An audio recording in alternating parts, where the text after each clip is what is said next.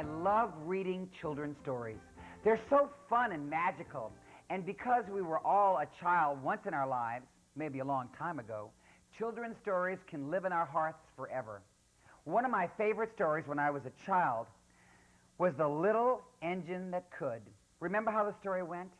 Remember how it opened with this little train chugging down the tracks, loaded down with all sorts of good things for boys and girls. Things like teddy bears and toy giraffes and pretty dolls with blue eyes and yellow curls. There were clowns and toy engines and airplanes and all kinds of wonderful things loaded down on the train. There was also fresh fruit and cold milk and other delicious things to eat that the little train was carrying to little boys and girls on the other side of the mountain. Well, the train was puffing along, and all of a sudden, she stopped right there on the tracks and couldn't go an inch further. Now, a shiny, brand new engine came along, and all the toys on the train asked the new engine for help, but he refused. A big, strong engine came along, and when he was asked for help, he said no, too. Then along came a rusty old engine, but it was too tired to even try to help. Then, do you remember what happened next? Well, this little blue engine came along. All the toys were so excited to see her and asked her to help them get over the other side of the mountain. Well, the little engine thought about this for a minute. She wasn't very big, and she had never been over the mountain. But then she thought about the little boys and little girls on the other side of the mountain who would never see their treats and said, I think I can. I think I can. And so she hitched herself to the little train, all loaded with the toys and treats.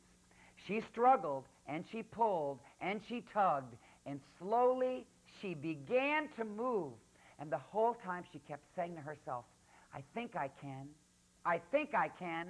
I think I can. And of course, she made it to the other side of the mountain. That's a lovely story, isn't it? I would ask my mother to read that to me over and over again when I was a kid. I never get tired of hearing the little engine say, I think I can, I think I can. Even though this is a children's story, this little book holds a world full of meaning for us adults. That's because this story deals with something that we are faced with every day of our lives. Failure. Oh, the red flags and the buzzards and sirens should be going off in your mind. Failure is one of those little nasty negative words we're trying to erase from your vocabulary. So once again, we have to take that negative and turn it right around into a positive. You know, a lot of times we're just afraid to try something new because we're afraid of failure. We're afraid that people will laugh at us and call us stupid or other ridiculous names. We get so wrapped up in our fear of failing that we cut ourselves off from opportunity. We never give ourselves a chance to see it, that maybe we can do it. I mean, what if our little engine never even tried? She wouldn't be nearly so endearing to us. The fear of not succeeding, of falling short in some way, can stop you from achieving your goals. That's why you have to stop being afraid of failing, because the only real failure in life is never trying. They say that you can learn a lot by looking through the eyes of a child. Let's try to take ourselves back to the time when we were children.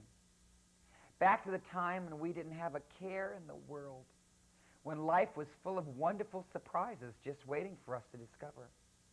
Back to the time when we loved to learn new games and to go on adventures, to sing new songs and try new things. Please, don't let fear of failure stop you from trying. You'll never know if you can do something if you don't try. So give it your best shot. Give it your all. You can do it. I know you can. I believe that you can be like that train, and you can go all the way to the other side of the mountain.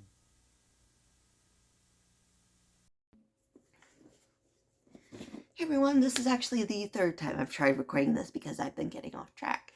So this one is about failure, and he talks about fear of failure here as well, where if you don't try, that's the real failure.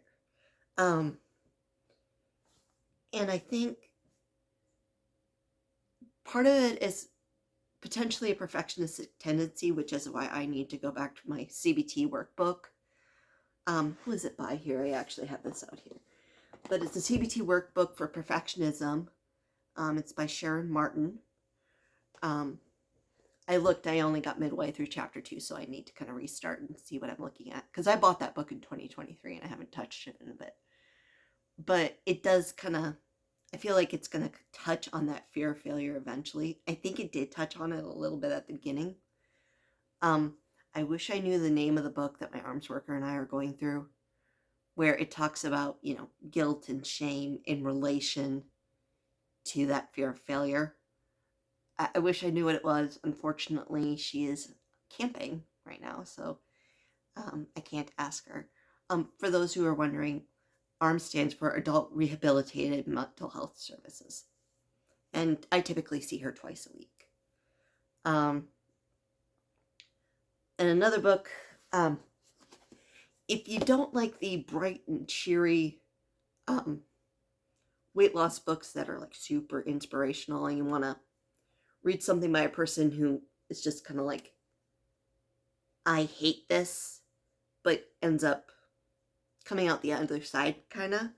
This book was published in 2008. This is actually my second copy because my first copy got wrecked. It was kind of falling apart, so I bought this new one off of eBay. It's called Such a Pretty Fat, and it's by Jen Lancaster. It's about her weight loss journey. And it kind of goes from, the deciding to lose weight and, the various failures that happen with her weight loss journey and, what she does to get through that failure. Because she doesn't give up. I mean, that would be what the failure would be, is that giving up and not trying. And, we kind of have that going on too, where it's like the road may seem so long and the weight may seem so hard to get off that the fear of failure of the weight loss journey can get us to not try. I mean, that kind of goes for anything, but specifically for us. So, I mean, obviously I've had a fear of failure with this since I've been posting sporadically. It's like I'll post for a bit and then I'll miss a day and then I'll miss another day because I feel bad. I feel like I've failed you guys. And it's just a constant. And for me, it's needing to push through that. I mean, this is a bit of accountability for me, to be honest. But at this point, I've got to realize that this is for you guys too. I mean, I do realize that. Don't get me wrong. But that I need to push through that fear of failure and just keep trying and not give up the second that I miss a workout or the second that I miss an upload. So I guess that's kind of my take on that. So I'm going to get this loaded on the computer. Again, I'm sorry if there's audio issues. Hopefully they'll be fixed once the new VCR gets here because, fun story, the computer VCR, because I have to, fell from where it was and the RCA cord, the metal part broke into the VCR. I did try a tutorial to try and get it out, but that failed, so I ordered another VCR off of eBay, so that's $25 going. But I want to make sure that I feel like it's worth having to switch the VCR back and forth, and that it could do more damage that way rather than just having one VCR stationary here and one VCR stationary there for me to watch stuff. So yeah, that's kind of what's going on. I've rambled. I'm sorry. Alani's back there, so I'm gonna pay the cat tax here. By the way, on August 2nd, it's been 5 years since I got her. So she turned 6 in June, and now she's been here for 5 years. Very grateful to have her. Oh, that's a big stretch. Is it a big stretch? So, yeah, I'm gonna load this, and provided she doesn't jump on my lap, but I hope you all Have a good day, and I will see you later.